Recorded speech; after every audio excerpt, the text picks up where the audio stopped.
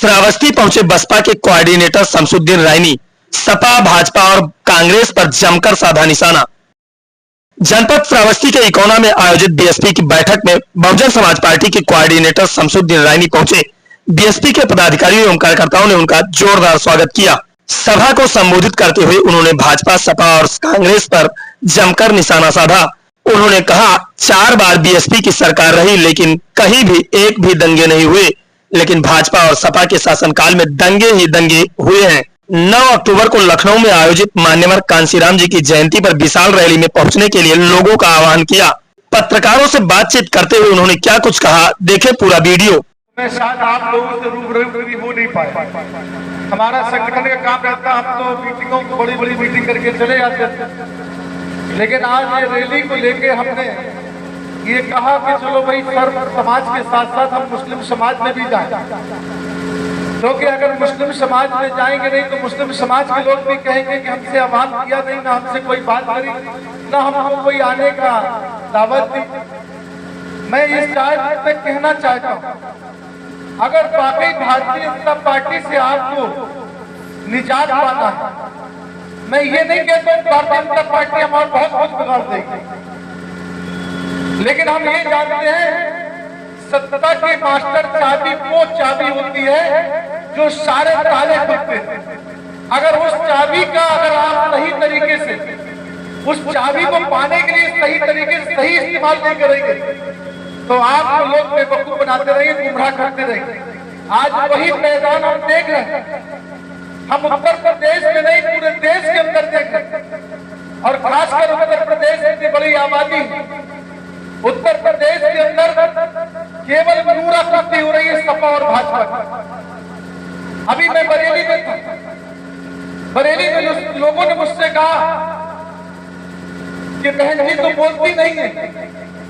मैंने कहा ये बताइए, कोई ऐसा आप पढ़े लिखे लोग हो, आप उठा के देख लो, गूगल सर्च कर लो, कोई भी किसी धर्म, किसी जाति, किसी मजहब पर जुल्म और जाति अगर हुई है तो इस देश में सबसे पहले अगर किसी ने प्रेस मीडिया के पीछे, प्रेस मीडिया को अगर अपना वक्त दिया है तो बहन हमारी मायावती ने दिया। चाहे मुस्लिम समाज पर न्याय हुआ हो, चाहे दलित पर न्याय हुआ हो, चाहे बैकवर्ड पर न्याय हुआ हो, जो कि बहन जी ने जब सरकार बनाई थी तो सर समाज को लेकर बनाई थी।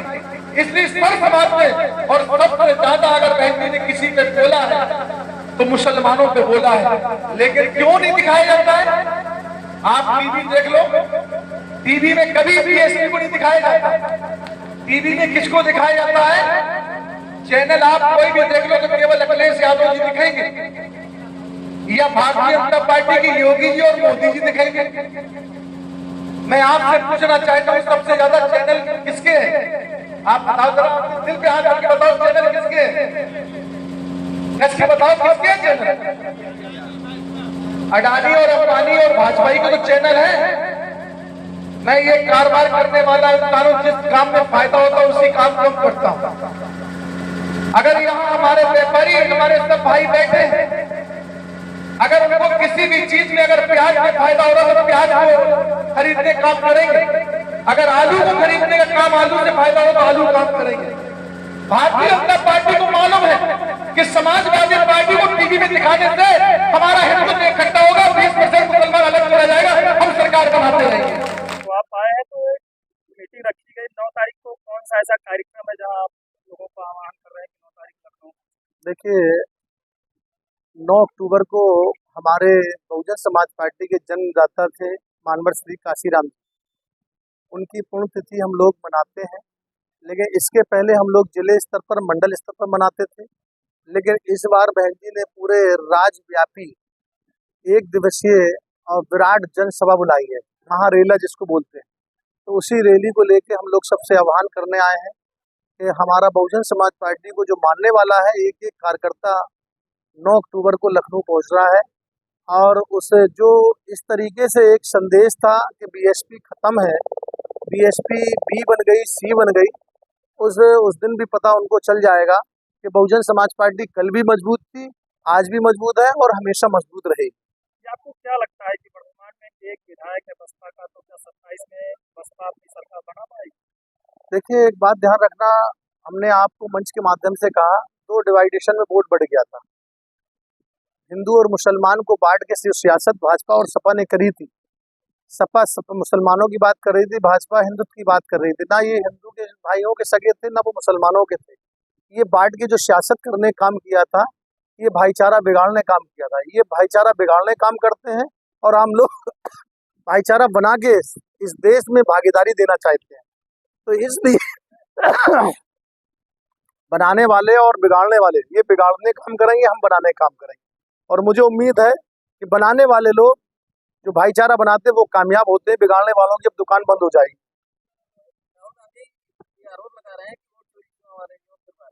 ये आज राहुल गांधी की आंख खुली। बहन जी ने 2017 में कहा था जब हमारी सरकार छीनी गई, बहुत लेट आंख खुली। बहन जी ने तो 2017 में कहा था कि ईवीएम से सरकार बनाई गई है। बहन कुमारी मायावती जी सुप्रीम कोर्ट गई थी इस केस को लेके, वोट को लेकर। तब यही लोग मजाक उड़ा रहे थे कि बसपा हार नहीं पचा पा रही, बसपा हार से बौखला रही। आज जब हुआ है तो आज एहसास हो रहा है। अरे ये तो बात हम तो यार, हमारी नेता की दूरदृष्टि देखो, उन्होंने उसी दिन पकड़ लिया, 2017 पकड़ लिया जब इन्होंने सरकार हमारी छीनी थी।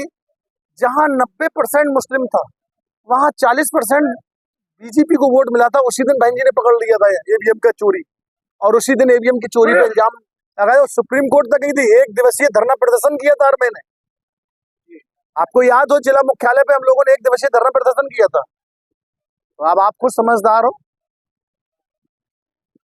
वोट अधिकार यात्रा के दौरान मंच से किसी कार्यकर्ता ने मोदी जी की मां के लिए कुछ ऐसे शब्द कहे जिसको बड़ा मीम बना दिया गया। देखिए, मैं इस बात में यही कहूँगा, पॉलिटिकल इशू नहीं होना चाहिए बस। बिहार में बहराइच में डिप्टी सीएम केशव प्रसाद मौर्य जी आए, सपा के एक विधायक थे कैसरगंज के आनंद यादव, उनको जिलाधिकारी महोदय ने पत्र देकर बुलाया भी, और जब महोदय पहुंचे मंत्री जी तो उनको आनंद यादव जी ने बताया कि मुझे अपमानित करके भगा दिया। ये तो भाजपा और सपा की रणनीति का हिस्सा है। एक दूसरे को बेइज्जत करते हो, बाद में कमरे में साथ में बैठ के योजना बनाते हैं। इन योजनाओं में हम कैसे कहें? आपकी पार्टी 2027 में गठबंधन करेगी? 2027 में गठबंधन नहीं, भाईचारा। देखिए, मैं आपको खुल के कह रहा हूँ, राजनीतिक गठबंधन से कोई फायदा नहीं। हमने कांग्रेस से भी गठबंधन किया, हमने सपा से 2 बार गठबंधन किया, लेकिन क्या रहा? क्योंकि राजनीतिक गठबंधन से फायदा नहीं है, हमें सामाजिक गठबंधन से। हम समाज में भाईचारा बना के समाज में गठबंधन पैदा कर रहे हैं, और समाज की गठबंधन से सरकार बनाई, ना कि राजनीतिक गठबंधन से सरकार बनाई। सपा ने भी गठबंधन बहुत करके देख ली, क्या सरकार बना ली? सामाजिक गठबंधन कर नहीं रहे, राजनीतिक गठबंधन कर रहे, तो क्या फायदा है?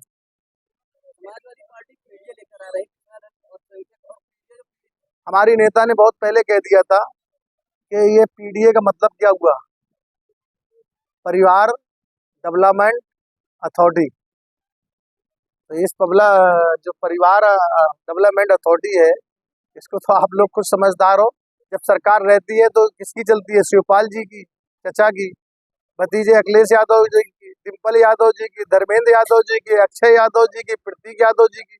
यही परिवार तो दिखता है, और कौन दिखता? बता दो अगर कोई दिखता हो। परिवार के सिवा और कोई सत्ता में दिखता है?